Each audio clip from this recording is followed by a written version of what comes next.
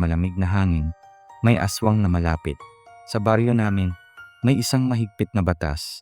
Huwag lalabas kapag gabi ng kabilugan ng buwan, lalo na kung ang liwanag nito ay kulay abo, dahil iyon daw ang gabi ng pangangaso. Isang gabi ng tag-ulan, may dumating na babaeng hindi kilala sa baryo. Payat siya, maputla, at laging may belo sa mukha. Sinabi niyang naligaw siya galing sa kabilang bayan at humihingi ng matutuluyan. Walang gustong tumanggap sa kanya, maliban sa tiyahin kong si Aling Rosa. Simula nang dumating ang babae, sunod-sunod ang nangyaring masama. May mga manok na natagpo ang tuyot na parang sinipsip ang dugo. May sanggol na nagkasakit ng biglaan. At may mga bakas ng paa sa putik na hindi pang tao. Mahaba ang daliri at parang baliktad ang sakong. Isang gabi, narinig ko ang kakaibang tunog mula sa labas ng bahay.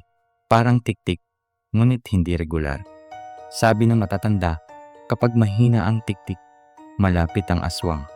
Kapag malakas, malayo ito. Ngunit ang narinig ko ay kakaiba. Walang ritmo, parang pinipigilan.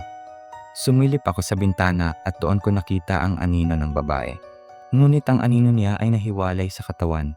Gumagapang sa lupa, may pakpak, at may mahabang dilaw.